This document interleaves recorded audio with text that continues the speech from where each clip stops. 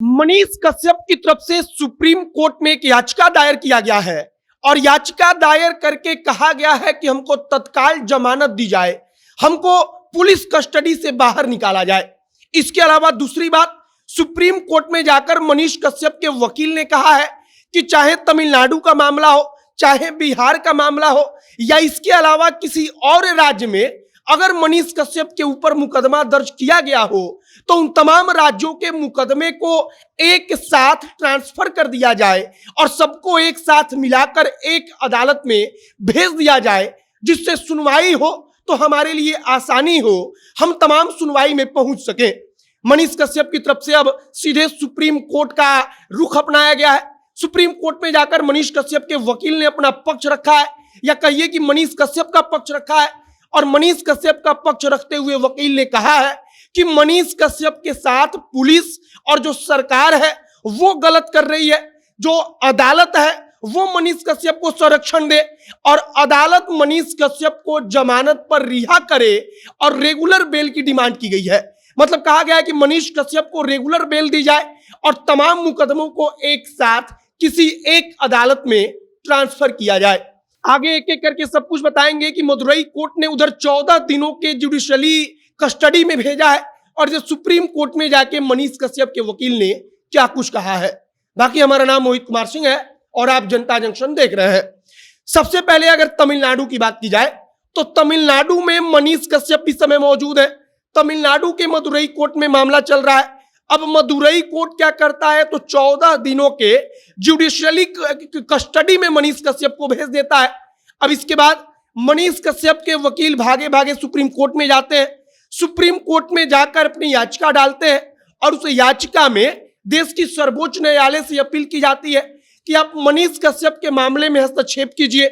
मांग की जाती है कि मनीष कश्यप को लेकर जो तमाम एफआईआर दर्ज हुए हैं, मसलन वो बिहार में कई सारे एफआईआर है, तमिलनाडु में एफआईआर है और इसके अलावा कहा गया है कि किसी और राज्य में अगर मनीष कश्यप के ऊपर मुकदमा दर्ज किया गया है तो उस मुकदमे की जानकारी लेते हुए तमाम मुकदमों को एक साथ ट्रांसफर कर दिया जाए, किसी एक अदालत में सुनवाई के लिए निश्चित कर दिया जाए और उन तमाम मुकदमों को एक साथ एक जगह पर भेज दिया जाए।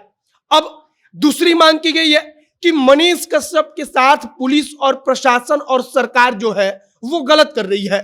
मनीष कश्यप के वकील सुप्रीम कोर्ट में जाकर कहते हैं कि जो मनीष कश्यप के साथ साथ अन्य नेता है, चाहे वो राज्य के मुख्यमंत्री हो, चाहे वो राज्य के तमाम अन्य बड़े नेता हैं जिन्होंने तमिलनाडु प्रकरण के ऊपर बोला था, तमिलनाडु प्रकरण के ऊपर लिखा था, उनके ऊपर कुछ नहीं होता, उनके ऊपर कोई कार्रवाई नहीं होती, बल्कि चुनकर मनीष कश्यप को पकड़ा जाता है, मनीष कश्यप के ऊपर एफआईआर होता है, मनीष कश्यप के ऊपर कार्रवाई होती है और मनीष कश्यप को जानबूझकर मिलजुल कर सरकार और पुलिस फंसाती है।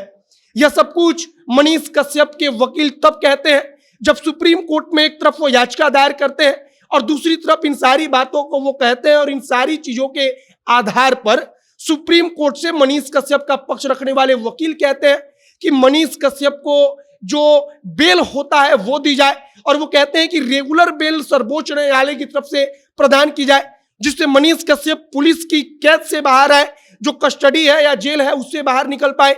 और दूसरी चीज कि आगे इन तमाम मामलों की सुनवाई होगी, क्योंकि मामला खत्म नहीं हो रहा है बल्कि उनको बेल दिया जाए। तो इस आधार पर जो तमिलनाडु में मामला दर्ज है, जो बिहार में मामला दर्ज है और जो किसी अन्य और राज्य में अगर मामला दर्ज है तो उन सबको किसी एक कोर्ट के अंदर, किसी एक अदालत के अंदर ट्रांसफर कर दिया जाए और वहां पर सुनवाई हो, जिससे कि हम सुनवाई के दौरान, मनीष कश्यप सुनवाई के दौरान वहां पर पहुंच सके और उनके लिए संभव हो कि वो अपना पक्ष जाकर किसी एक अदालत में रख सके। फिलहाल अब मनीष कश्यप के मामले को लेकर देश के सर्वोच्च न्यायालय में क्या कुछ होता है, कब इस पर सुनवाई होती है, कब सुनवाई का वक्त दिया जाता है, यह सब कुछ देखना महत्वपूर्ण होगा। आगे कुछ और अपडेट, कुछ और जानकारी आएगी तो हम आप तक पहुंचाएंगे। लेकिन फिलहाल मनीष कश्यप के वकील अब सुप्रीम कोर्ट में पहुंच चुके हैं। रेगुलर बेल की डिमांड की जा रही है कि मनीष कश्यप को रेगुलर बेल दी जाए और कहा जा रहा है कि मनीष कश्यप को पुलिस और सरकार मिलकर जानबूझकर परेशान कर रही है। बाकी आपकी प्रतिक्रिया इन सब चीजों पर क्या है, कमेंट बॉक्स में लिखकर बताइएगा। आगे जो भी तमाम जानकारी, जो भी नया अपडेट आएगा सब कुछ हम आप तक पहुंचाएंगे। आप जनता के साथ बने रहिएगा। वीडियो वहीं पर समाप्त करते हैं। कैमरे पीछे विशाल खड़े हैं और मैं मोहित कुमार सिंह। बहुत बहुत धन्यवाद।